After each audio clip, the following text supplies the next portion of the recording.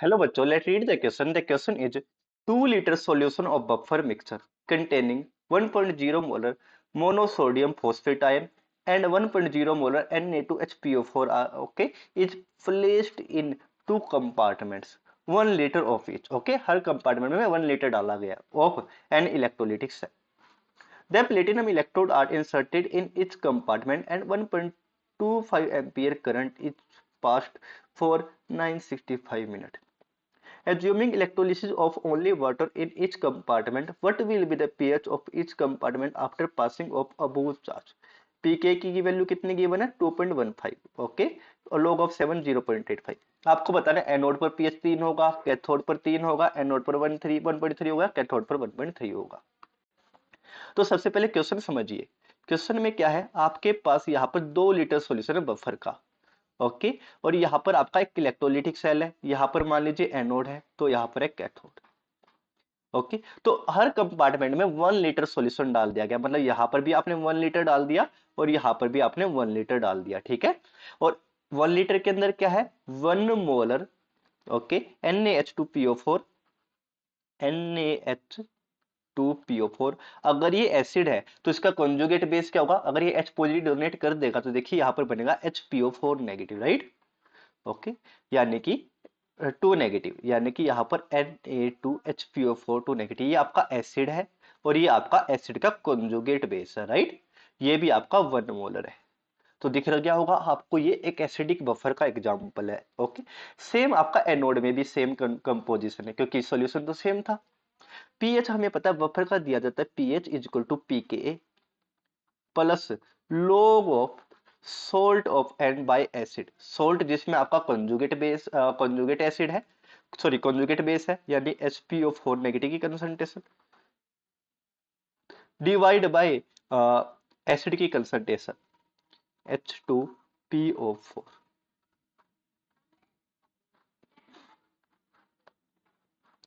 Okay. ये value हमें solve करनी है। चलिए राइट, लेकिन अब आप कहोगे इलेक्ट्रोलिसिस से क्या होगा, आपने पढ़ा होगा पीएच के अंदर ओके बफर के अंदर अगर आप एसिड या बेस डालते हो तो एसिड और कंजुगेट बेस की कंसंट्रेशन डिक्रीज हो जाती है, राइट। वही यहाँ पर भी होने वाला है। कैसे होने वाला है देखिए, देखिए इलेक्ट्रोलिसिस कराओगे तो सबसे पहले मैं एनोड की बात करूं तो एनोड पर होता ऑक्सीडेशन, यानी H2O ऑक्सीडाइज हो जाएगा। देखिए H2O के ऊपर आप पाएंगे H के ऊपर है +1, ऑक्सीजन के ऊपर है -2 चार्ज। ऑक्सीडेशन मतलब H पॉजिटिव पहले से ऑक्सीडाइज है वो तो एज इट इज रहेगा, ये तो और ऑक्सीडाइज होगा नहीं ओके। हाइड्रोजन के पास इलेक्ट्रॉन ही एक से ज्यादा तो क्या ही इलेक्ट्रॉन देगा, राइट। ऑक्सीजन क्या होगा, ऑक्सीजन हो जाएगा आपका ऑक्सीडाइज, -2 से किसी में चला जाएगा 0 में ओके। तो यहाँ पर देखिए एन फैक्टर आप निकालोगे इस रिएक्शन का ओके। अब इसको बैलेंस कर लीजिए, देखिए ऑक्सीजन की ऑक्सीडेशन स्टेट चेंज हो रही है तो यहाँ पर मैं 1/2 लिख दूं ताकि दोनों तरफ एक एक ऑक्सीजन हो जाए। एन फैक्टर निकालिए, यहाँ पर है -2 ओके। एन फैक्टर क्या होगा -2 और यहाँ पे 0। चेंज इन ऑक्सीडेशन स्टेट निकाल लिए, चेंज इन ऑक्सीडेशन स्टेट है यहाँ पर 2 की। Change in oxidation state into number of oxygen atom करोगे, यहाँ पर ऑक्सीजन कितना एटम है 1 तो ये आएगा आपका 2। तो यहाँ पर एन फैक्टर आएगा आपका 2 कि यहाँ पर 2 इलेक्ट्रॉन मिलने वाले हैं एनोड पर। अब कैथोड पर देख लेते हैं।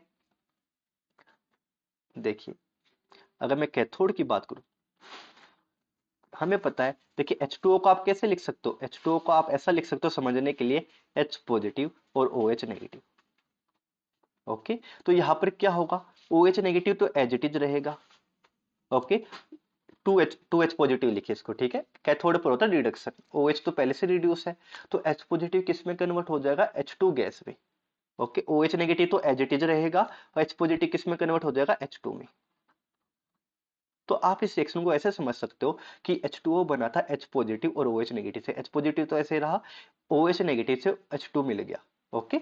तो आप पाएंगे, आप इसको ऐसा समझ सकते हो, बैलेंस करने का तरीका होता था OH नेगेटिव से मिल गया आपको, सॉरी OH नेगेटिव तो H टीच रहा, H पॉजिटिव से आपको क्या मिल गया है ओके। H पॉजिटिव से आपको मिल गया है H2। एन फैक्टर निकाल लीजिए, change in oxidation state okay. अगर इस रिएक्शन के लिए आपको एन फैक्टर निकालना है तो चेंज इन ऑक्सीडेशन स्टेट कितना है H2 की 0, यानी यहाँ पर एक की +1, दो की ओके +1 से 0। Okay, change in oxidation state है 1। अब नंबर ऑफ हाइड्रोजन एटम कितने हैं 2। Okay, change in oxidation state multiplied by atomicity is equal to n factor. तो यहाँ पे कितने इलेक्ट्रॉन यूज होंगे 2। तो इस रिएक्शन में कितने इलेक्ट्रॉन यूज हुए हैं 2 इलेक्ट्रॉन। ओके, n फैक्टर यहाँ पर भी 2 है और यहाँ पर भी 2 है। ओके, अब देखिए यहाँ पर रिएक्शन क्या हो रही है, हमें देख लिया यार रिएक्शन ये हो रही है। ओके, तो क्या मैं लिख दूं, अगर मैं निकालना चाहूँ मोल ऑफ H2O कंज्यूम, तो क्या मैं ऐसा लिख दूं, हमें पता है mole into n factor is equal to I T into 96500, I T divide by 96500। तो mole of H positive mole of H2O कितना आ जाएगा, देखिए मोल ऑफ H2O और एन फैक्टर कितना था, एन फैक्टर हमने निकाला अभी 2। तो mole of H2O used, mole of H2O used किसके बराबर आ जाएगा, आई की वैल्यू है देखिए यहाँ पर 965 मिनट, लेकिन हमें सेकंड में लेनी है तो मैं 60 से मल्टीप्लाई करूंगा क्योंकि टाइम हमें सेकंड में ले ओके, टाइम हमें सेकंड में लेना होता है। आई की वैल्यू कितनी है, टाइम की वैल्यू हमने ले ली, आई की वैल्यू थी यहाँ पर 1.25 ampere. Okay, divide by 96500, n factor नीचे आएगा, एन फैक्टर कितना है 2। इसको आप सोल्व कर लेना, 1 डिवाइड बाय 100, एक जीरो से एक जीरो काट देंगे तो 6 आपका बचेगा। ओके, 2 को यहां से काट दिए 3, तो आपका बचेगा 1.25 इंटू 3। इतने मोल ऑफ H2O आपके कंज्यूम होंगे।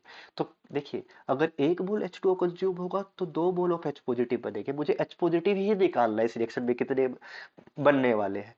तो H पॉजिटिव कितने बनेंगे, क्या मैं लिख दूं, mole of H positive form is equal to 2 गुना mole of H2O used, H2O consume बोल दीजिए, यूज बोल लीजिए, यानी 1.25 इंटू 3, ये आपके मोल ऑफ H2O फॉर्म, मल्टीप्लाई कर दोगे 2 से तो ये आ जाएगा आपका 7.25।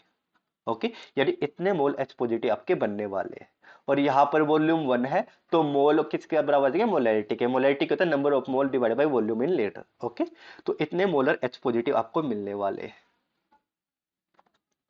और सेकंड कंपार्टमेंट में हमें निकालना होगा OH नेगेटिव कितने बनने वाले हैं, ये भी निकाल लेते हैं। देखिए देखिए वैसे तो आपको कैलकुलेशन करने की यहाँ पर जरूरत नहीं है, चलिए मैं करके दिखा देता हूँ। देखिए 2 इलेक्ट्रॉन यहाँ पर है। ओके,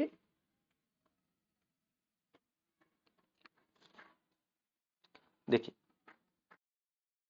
देखिए यहाँ पे एक छोटी सी मिस्टेक को करेक्ट कर लेना, मैं इसको इरेज कर देता हूँ, 1 मिनट, यहाँ पे स्पेस थोड़ा कम बचा है। ओके, देखिए अगर यहाँ पर आप क्या लिखोगे 2H2O, रिएक्शन अब बैलेंस हो गई आपकी, 2H2O giving you 2OH negative right, plus H2, क्योंकि यहाँ पे हाइड्रोजन कितने 4, तो यहाँ पर भी हाइड्रोजन 4 होने चाहिए राइट। अब ये आपकी बैलेंस हो गई है।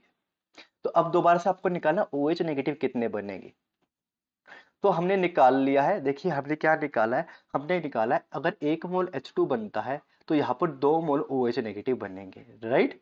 ओके, तो देखिए तो आप ये निकाल लीजिए H2 कितने बनेंगे। ओके, तो mole of H2 formed into n factor, n factor हमने निकाला अभी भी 2 है राइट, एन फैक्टर हमारे यहाँ पर 2 आया रिएक्शन के लिए, is equal to I T, I की वैल्यू है देखिए सेम है, I T divide by 96500, 965 into 60 into 1.25, okay, divide by 96500, ये 2 उस तरफ जाके डिवाइड में आ जाएगा राइट। ओके, तो यहां पर आपका मोल of H2, mole of H2 कितना आ जाएगा, देखिए सेम है सब कुछ, यहाँ पर कैलकुलेशन सेम है, तो यहाँ पर भी आपका आ गया 1.25 इंटू 3, इतने मोल ऑफ H2 आपके बनने वाले हैं। तो OH नेगेटिव कितने बनने वाले हैं, OH नेगेटिव देखिए 2 गुना है, H2 1 बनेगा तो OH नेगेटिव 2 बनेंगे, तो क्या मैं लिख दूं OH नेगेटिव बनेंगे आपके ओके 1.25 इंटू 3 इंटू 2, ये भी आपका आंसर 7.25 डिवाइड बाई 10 आने वाला है। ओके, यहाँ पे डिवाइड बाई 10 भी आएगा राइट, डिवाइड बाई 10 भी आएगा, यहाँ पर 10 लिखना रह गया था 10। ओके, डिवाइड बाय 10 करोगे तो ये आपका आएगा 0.725। यहाँ पर भी OH नेगेटिव कितना आएगा, OH नेगेटिव की कंसंट्रेशन आएगी यहाँ पर 0.725। ओके, तो देखिए आपका यहाँ पर क्या होगा, एनोड पर हमने क्या निकाला है कि हमने निकाला है सर एनोड पर क्या होने वाला है, H पॉजिटिव बनने वाला है। H पॉजिटिव के मोल इक्वल टू कंसंट्रेशन होंगे क्योंकि वॉल्यूम 1 लीटर है, ये होगा 0.725। ओके, और कैथोड पर क्या होने वाला है, कैथोड पर आपका OH नेगेटिव बनने वाला है और इसकी कंसंट्रेशन भी 0.725 होगी, राइट। ओके, और एक बात और, आपको एक कैलकुलेशन करने की जरूरत नहीं थी क्योंकि आपको पता है H2O जब भी इलेक्ट्रोलाइज होता है तो जितना H2 बनता है, ओके, जितना H पॉजिटिव बनता है उतना ही आपका OH नेगेटिव भी बनता है, राइट। तो इतनी कैलकुलेशन करने की जरूरत नहीं, लेकिन मैंने आपको निकाल के दिखा दिया कि कैलकुलेशन हमें कैसे करनी है। ओके, क्योंकि H पॉजिटिव OH नेगेटिव की कंसंट्रेशन बराबर होने वाली है, मैथमेटिकली भी मैंने आपको करके दिखा दिया, राइट। अब देखिए, ओके, अब क्या होगा, इनिशियली हमारे पास क्या था, हमारे पास यहाँ पर क्या था, इनिशियली हमारे पास यहाँ पर Na2HPO4 था और हमारे पास इसका ये आपका कॉन्जुगेट है, इसका एसिड हमारा क्या था, H2PO4। ये हमारा कॉन्जुगेट, ये हमारा एसिड था और ये हमारा कॉन्जुगेट बेस था। तो आपको पता है कॉन्जुगेट बेस के अंदर अगर आप H पॉजिटिव डालोगे तो क्या होगा, ये आपका बना लेगा एसिड। ओके, देखिए ये शुरुआत में था 1 मोलर, ये था आपका कितना है 0.725 मोलर। ओके, और ये भी 1 मोलर था, दोनों की कंसंट्रेशन इक्वल थी। तो क्या होगा 1 मोल, देखिए इसका 1 मोल H पॉजिटिव से रिएक्ट करके क्या बनाता है, 1 मोल NaH2PO4 बनाता है।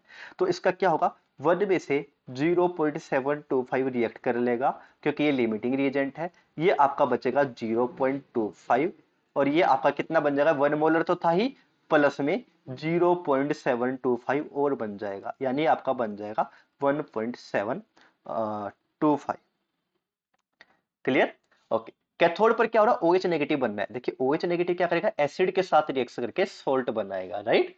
यानी यहां पर क्या होगा, H2PO4, ये आपका एसिड वाला पार्ट है। ओके, और ये आपका इसका कॉन्जुगेट बेस है, salt having conjugate base. Okay, Na, okay, NaHPO4। Okay, ये आपका कॉन्जुगेट बेस है।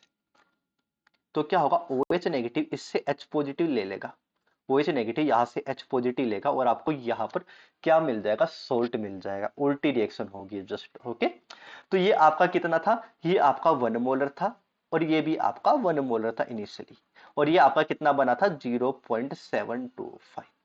ओके, तो यहाँ पर क्या होगा, 1 में से 0.725 कंज्यूम हो जाएगा ये। ओके, तो ये बचेगा आपका 0.25 और ये आपका कितना है, 1 तो था ही, प्लस में 0.725 बनेगा, यानी 1.725। अब पीएच निकाल लीजिए, पीएच हमें पता है, pH is equal to pKa plus log of salt upon acid, salt having conjugate base divide by acid. Salt क्या है यहाँ पर, Na2HPO4, Na2HPO4, और एसिड क्या है, ओके, एक मिनट, Na2 नहीं, NaH2PO4, wait wait wait,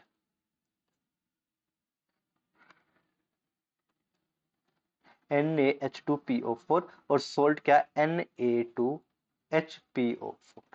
okay, यानी पीएच कितना आ जाएगा, पीएच आपका आ जाएगा पीके, पीके की वैल्यू कितनी गिवन थी, 2.15,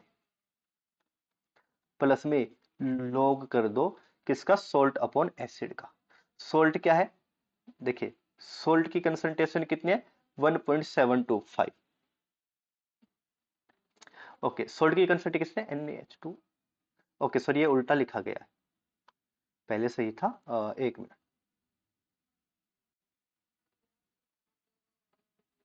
यस, देखिए ये आपका क्या है, ये आपका सोल्ट है और ये आपका एसिड है। ओके, तो सोल्ट ऊपर लिखना है, राइट, यहाँ पे आएगा Na2, राइट, सही था बिल्कुल, हमने सही लिखा था Na2HPO4। और एसिड क्या है, NaH2PO4, यानी कि Na2 वाले की कंसंट्रेशन यहाँ पर 0.25 डिवाइड बाय 1.75। इसको आप काटोगे तो आपके पास आ जाएगा ओके 7। ओके, log ऑफ 1/7, जिसको आप ऐसा भी लिख सकते हो 2.15 माइनस log ऑफ 7/1 या log ऑफ 7। 7/1 7 ही होता है, राइट। log ऑफ 7 की वैल्यू हमें पीछे गिवन थी 0.85। ओके, तो आपका आंसर आ जाएगा 2.15 माइनस 0.85। तो ये आपका आंसर आ जाएगा almost, not almost, exactly 1.3। Okay, ये आपका आंसर आ जाएगा। तो ये आ गया आपका पीएच, किसके ऊपर, एनोड के ऊपर। ओके, एनोड पर आपका H पॉजिटिव बनेगा तो इतना पीएच आएगा। और कैथोड पर क्या आएगा, देखिए कैथोड पर क्या आएगा, कैथोड पर देख लेते हैं। कैथोड पे हमने पा लिया है ये डाटा, कैथोड पर हमने पाया है ये डाटा कि सर ये आपका एसिड है और ये आपके सोल्ट की कंसंट्रेशन है।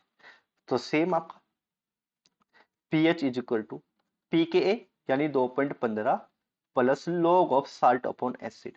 ओके, सोल्ट की कंसंट्रेशन है 1.725 डिवाइड बाय एसिड की कंसंट्रेशन है 0.25।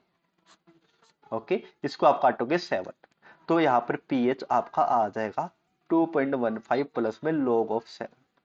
log ऑफ 7 की वैल्यू हमें पता है 0.85, 2.15 गिवन है ना ये 0.85।